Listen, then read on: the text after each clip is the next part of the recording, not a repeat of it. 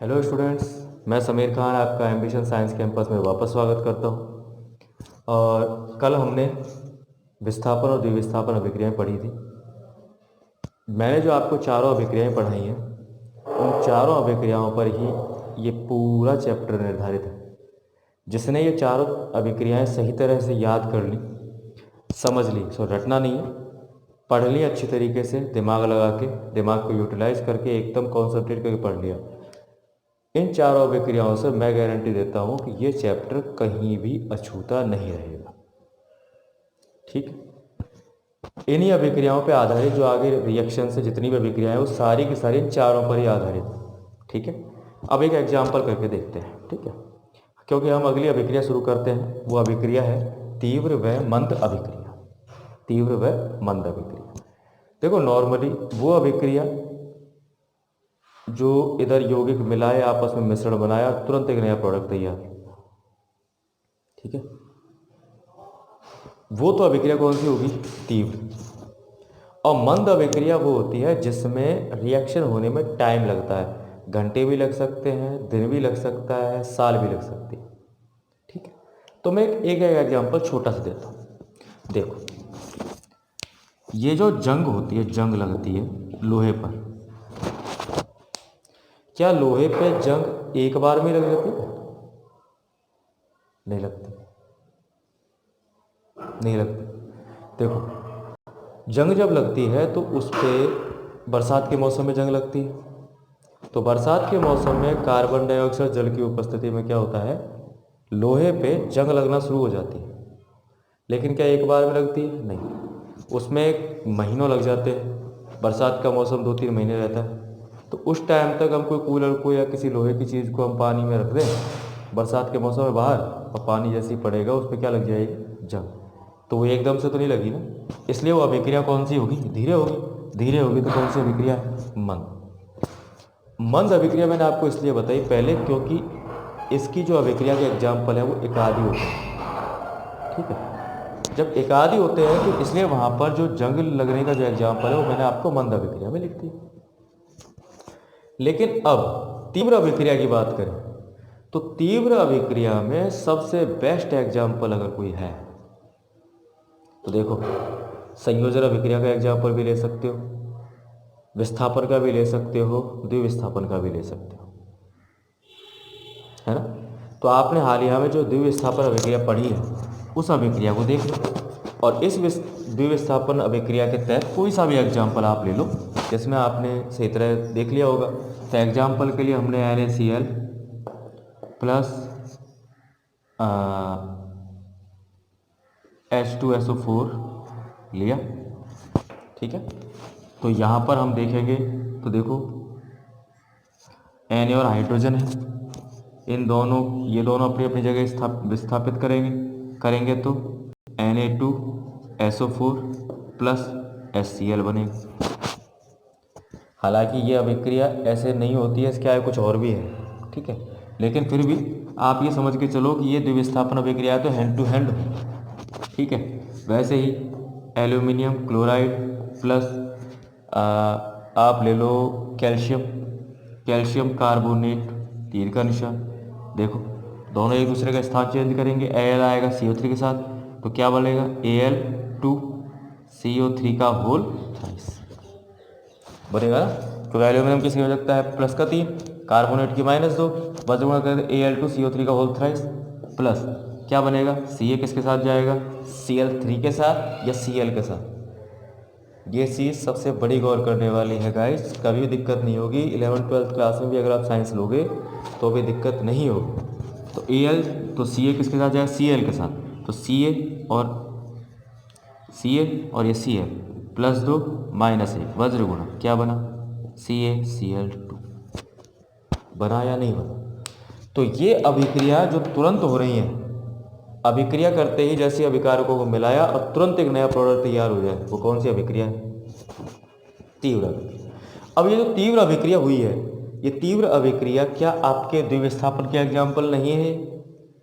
आपने लकड़ी जलाई, लकड़ी जलाई, लकड़ी जलते ही तुरंत कोयला बनता है कि नहीं बनता? बनता है। देखिए, लकड़ी जलाने के बाद जो कोयला बनता है उसे हम जीवाश्म ईंधन कहते हैं, ये आप जानते हो। और लकड़ी से कोयला तुरंत बन जाता है। आप देखो, लकड़ी जब जलती है तो उसके तुरंत बाद आगे जब बुझाते हो उसको, तो आगे काला काला भाग सा हो जाता है, मोटा मोटा सा। आप उसको तोड़ लो, तोड़ने के बाद आपको कोयले का रूप दे, वापस उसको उठा के थोड़ी रख दो, फिर जलाओ, जल जाएगी। ठीक है भाई। तो यहाँ पर अभिक्रिया कौन सी होगी? तीव्र अभिक्रिया। तो तीव्र अभिक्रिया के लिए आपको एग्जाम्पल कौन से लेने हैं? द्विविस्थापन जो आपने खत्म किया उसी का एग्जाम्पल आपने तीव्र में ले लिया। अब बात करते हैं मंद की। मंद में एग्जाम्पल सबसे बेस्ट क्या था? जंग का। तो जंग के लिए क्या है सूत्र? देखो, Fe प्लस H2, हालांकि इसमें CO2 भी होती है। ये दोनों किसके साथ आते हैं? नमी के साथ। किसके साथ? नमी के साथ। और यहाँ पे बनता है Fe2O3.H2। क्या बनता है? Fe2O3.H2। और ये सूत्र किसका है? जंग का। लेकिन ये अभिक्रिया हैंड टू हैंड नहीं होती, समझ लीजिएगा स्टूडेंट। इसलिए इस अभिक्रिया को क्या कहते हैं? मंद अभिक्रिया। जिस अभिक्रिया में घंटों, महीनों, दिन या साल का समय लगता हो उस अभिक्रिया को मंद अभिक्रिया कहते हैं। और जो अभिक्रिया अभिकारकों को तुरंत मिलाने के बाद जब नया उत्पाद दे रही हो, वो अभिक्रिया कौन सी होती है? तीव्र अभिक्रिया। समझ में आएगा? कोई दिक्कत नहीं होनी चाहिए। ठीक है। तो यहाँ पे आपका जो टॉपिक है पांचवा, वो है तीव्र व मंद अभिक्रिया, जो मैंने आपको खत्म कर दिया है। हालांकि आपकी बुक में और भी एग्जाम्पल हैं। एक KClO3 है जिसमें ऊष्मीय वियोजन होता है, वैसे तो ऊष्मीय वियोजन, लेकिन ये धीरे धीरे टूटता है कई घंटों में, और ये बनता है KCl+O2। क्या बनता है? KCl+O2। ठीक है। एक एग्जाम्पल है जो कार्बन वाले चैप्टर का है। आप कई सारे एग्जाम्पल इसके देख सकते हो। जंग लगना है, ठीक है। रासायनिक जो चीज़ें हैं जैसे ऑयल वगैरह है, इनमें ऑयल में अचार वगैरह डाल के रखते हैं, तो अचार को अगर ऑयल में डाल के रखें तो ख़राब नहीं होता। लेकिन जैसे ही अचार ऑयल से बाहर आता है तो वायु के संपर्क में आता है, क्या एकदम से उस पर कवक लग जाती है? नहीं लगती। जैसे ब्रेड, आप ब्रेड को खुला छोड़ दो, कहीं पर रख दो, तो ब्रेड पे क्या आपने अभी देखा और दोपहर तक काई लग जाएगी? नहीं, फफूंद नहीं लगती। क्योंकि उस प्रक्रिया में क्या होता है, आपने जनन पढ़ा होगा, तो उसमें तो राइजोपस कवक पाया जाता है, जिसकी वजह से क्या होता है कि वहाँ पे कवक का बीजाणु समासंग होता है, जिसकी वजह से बीजाणु लगातार कवक पे ब्रेड पे आ जाते हैं और ब्रेड खराब हो जाता है। धीरे धीरे होता है, लेकिन एकदम से खराब नहीं। तो यहाँ पर ये जो भी अभिक्रिया बताई हैं वो कौन सी अभिक्रिया हैं? मंद अभिक्रिया। ठीक है।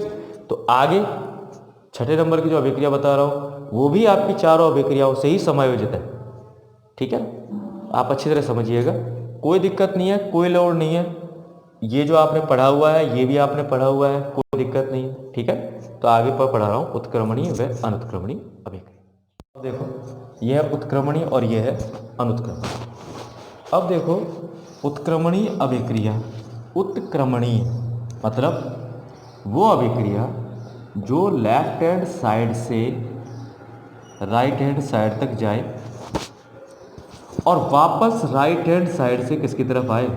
LHS की तरफ आए, तो वो अभिक्रिया कौन सी होती है? उत्क्रमणीय अभिक्रिया। कौन सी अभिक्रिया होती है?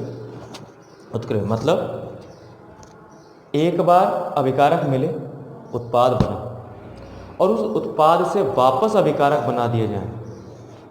इस उत्पाद को वापस अभिकारक बना के उत्पाद की तरफ मोड़ दिया जाए, क्योंकि पहले ये अभिकारक है, ये उत्पाद है, लेकिन अब जैसे ये तीर का निशान लगेगा ये अभिकारक हो जाएगा और ये उत्पाद हो जाएगा। तो उत्क्रमणीय अभिक्रिया दो रूप में चलती है, एक तो चलती है अग्र रूप में और एक होती है प्रतीप के रूप में। किस रूप में? प्रतीप। और इसका जो निशान लगता है वो इस प्रकार लगता है, आधा तीर। देखो, पूरा तीर नहीं है, आधा तीर दिख रहा है। अब इसमें एग्जाम्पल हमने लिया N2+H2। क्या लिया? N2+H2। अब आप जानते हो कि N और H मिलाएं तो दोनों क्या बनाएंगे? NH3। NH3 क्या बोलते हैं गाइस? अमोनिया। क्या बोलते हैं? अमोनिया। और अमोनिया एक गैस के रूप में कार्य करती है, और जब इस गैस को वापस वाष्पीकरण किया जाता है आसवन विधि द्वारा, तो वहाँ पर इस NH3 से वापस क्या बनाया जा सकता है? N2+H2। ठीक। वैसे ही एक और एग्जाम्पल आपके दिनचर्या का देखो, H2O बना। इस H2O को वापस वैद्युत अपघटन करके क्या ये नहीं बनाया जा सकता? क्या बनाया जा सकता है? तो ये भी अभिक्रिया कौन सी हो जाएगी? उत्क्रमण। और सबसे बेस्ट एग्जाम्पल आपके शरीर में होने वाली क्रिया जिसे आप कहते हैं श्वसन, और पादपों में होने वाला प्रकाश संश्लेषण, ये दोनों ही उत्क्रमणीय अभिक्रिया में आते हैं। किसमें आते हैं? उत्क्रमणीय अभिक्रिया में। इनका एग्जाम्पल एक अभिक्रिया में और लिया जाता है ऊष्माक्षेपी और एक ऊष्माशोषी, वही मैं आप पढ़ा दूँगा। ऊष्माक्षेपी में ऊष्मा का उत्सर्जन होता है, तो मैं आपको पहले वो रिएक्शन लिखता हूँ पूरी, ठीक है, और आप उसको गौर से देखिएगा। आपने पेड़ पौधों से भोजन प्राप्त किया, ठीक है, पेड़ पौधों से आपने ऑक्सीजन गैस ग्रहण की। आप ये बताओ क्या बनेगा? CO2+H2 बनेगा। लेकिन इसके साथ में आपकी क्या मुक्त होगी? ऊर्जा। होगी या नहीं होगी? अब देखो, अब आप ये सोच रहे होंगे सर ने डायरेक्ट CO2 और H2 लिख दिया, नहीं समझ में आया होगा तो कोई बात नहीं, मैं कार्बन वाले पार्ट में भी आपको बताऊंगा, लेकिन फिर भी मैं एक नॉर्मल नॉलेज आपको दे देता हूँ कि जब भी किसी कार्बनिक यौगिक को जलाया जाता है, किसी भी कार्बनिक यौगिक को, देखो ऐसा नहीं कि आप एक कार्बन लिख के छोड़ दे और उसको जला दो। कार्बनिक यौगिक मतलब वो यौगिक जिसमें कार्बन उपस्थित होना ही चाहिए, ठीक है। तो वहाँ पर हमेशा जब दहन किया जाएगा, मतलब जलाया जाएगा, तो वहाँ पर हमेशा कार्बन डाइऑक्साइड और जल का निर्माण होता है। इसको आपको बिल्कुल ध्यान रखना है। एग्जाम्पल देखो, ये मैथेन गैस है, इसको जलाओगे तो क्या बनेगा? CO2+H2। चाहे कार्बन की श्रृंखला 100 नंबर तक क्यों ना हो, तब भी वहाँ पर जब वो जलाया जाएगा तो कार्बन डाइऑक्साइड जल ही बनेगा और ऊर्जा मुक्त होगी। होगी या नहीं होगी? होगी। तो देखो, श्वसन एक ऊष्माक्षेपी अभिक्रिया हुई, लेकिन इसी चीज को ग्रहण करके पेड़ पौधे कौन सी क्रिया करते हैं? प्रकाश संश्लेषण। तो ये बताओ, अभिक्रिया उत्क्रमणीय हुई कि नहीं हुई? क्योंकि इसी अभिक्रिया से वापस पलट के यही बनाया जाता है। हाँ या ना? बिल्कुल समझ में आ रहा है गाइस? उत्क्रमणीय वो अभिक्रिया है जिसमें अग्र भी चले और प्रतीप भी चले। अग्र का मतलब लेफ्ट राइट, और प्रतीप का मतलब राइट टू वापस लेफ्ट। मतलब अभिकारक से उत्पाद बनाया जाए और उत्पाद को अभिकारक बना के वापस उत्पाद बना दिया जाए, वो कहलाता है उत्क्रमणीय अभिक्रिया। उसके बाद में देखो, H2+O2, तीर का निशान H2O बना, श्वसन हुआ। श्वसन क्रिया में आपने भोजन ग्रहण किया, उसका ऑक्सीकरण किया आपने ऑक्सीजन के माध्यम से, कार्बन डाइऑक्साइड जल बाहर निकलता है और आपकी ऊर्जा मुक्त होती है कि नहीं होती? होती है। उसके बाद में आप पेड़ पौधों ने कार्बन डाइऑक्साइड जल ग्रहण किया, उससे वापस उन्होंने ग्लूकोज और ऑक्सीजन बनाया, तो कौन सी अभिक्रिया हुई? प्रकाश संश्लेषण। तो बताइए, उत्क्रमणीय अभिक्रिया हुई या नहीं? होगी। क्लियर है गाइस? और आपने एक चीज सुनी होगी, ऊर्ध्वपातन। ऊर्ध्वपातन का भी एग्जाम्पल इसी में आता है। ऊर्ध्वपातन का मतलब है कोई ठोस बिना द्रव में बदले सीधे किस में बदल जाए? गैस में, और गैस से वापस उसको कन्वर्ट करके ठोस बना सकते हैं। देखो, नौसादर अमोनियम क्लोराइड बोलते हैं उसको, NH4Cl। कपूर, आयोडीन, इन सब का ऊर्ध्वपातन होता है। लेकिन आप देखो वापस गैस से इसको ठोस में रूपांतरित कर देते हैं तो कौन सी अभिक्रिया होगी? उत्क्रमणीय अभिक्रिया। कौन सी अभिक्रिया होगी गाइस? उत्क्रमणीय अभिक्रिया। अब बात आती है किसकी? अनुत्क्रमणीय अभिक्रिया की। अनुत्क्रमणीय अभिक्रिया जो आपने देखो संयोजन में पढ़ी हो, वियोजन में पढ़ी हो, विस्थापन में हो, द्विविस्थापन में हो, किसी में भी पढ़ी हो, वो सारी अभिक्रिया किसमें आएगी? अनुत्क्रमणीय अभिक्रिया। लेकिन जब एग्जाम में इन दोनों में से ही पूछा जाए तो आप संयोजन का एग्जाम्पल, वियोजन का एग्जाम्पल दे सकते हो। लेकिन जब संयोजन वियोजन में से ही पूछा जाए तो संयोजन और वियोजन का ही एग्जाम्पल देना। समझ में आया? तो देखो C+O2 CO2 गैस से वापस अलग करके कार्बन ऑक्सीजन बना सकते हैं क्या? नहीं। ठीक है। वैसे ही Mg+O2 MgO, ठीक है, CaCO3 CaO+CO2। समझ में आ रहा है? तो ये अभिक्रिया कौन सी हो जाएगी? अनुत्क्रमणीय अभिक्रिया। कौन सी अभिक्रिया हो जाएगी? अनुत्क्रमणीय अभिक्रिया। रिवर्सिबल और इरिवर्सिबल। इरिवर्सिबल में अभिक्रिया लेफ्ट टू राइट ही चलेगी, राइट टू वापस लेफ्ट नहीं आएगी। और रिवर्सिबल में रिएक्शन लेफ्ट टू राइट भी जा सकती है और राइट से लेफ्ट भी आ सकती है। आपको एग्जाम्पल दिया एक श्वसन का और एक प्रकाश संश्लेषण का। पेड़ पौधों से हम भोजन ग्रहण करते हैं, ऑक्सीजन लेते हैं, कार्बन डाइऑक्साइड जल निकालते हैं। पेड़ पौधे उसी प्रकाश संश्लेषण में वायुमंडल से कार्बन डाइऑक्साइड लेते हैं, पानी हम उनको डालते हैं, सूर्य के प्रकाश में वो अभिक्रिया होती है तो वही भोजन ग्लूकोज और ऑक्सीजन बनती है कि नहीं बनती है, जिसको आप यूज कर लेते हैं। तो बताइए उत्क्रमणीय अभिक्रिया हुई या नहीं हुई? तो मैंने आपको यहाँ 4 अभिक्रियाएं पढ़ाई, तीव्र और मंद, उत्क्रमणीय और अनुत्क्रमणीय। उम्मीद है आपको क्लास अच्छी लगी होगी। तो लाइक करो, सब्सक्राइब करो और शेयर करो। ज़्यादा से ज़्यादा अपने दोस्तों को बताओ, ज़्यादा से ज़्यादा वो लोग भी अपनी पढ़ाई को यूटिलाइज कर सकें और हमारी मेहनत उन तक पहुंच सके।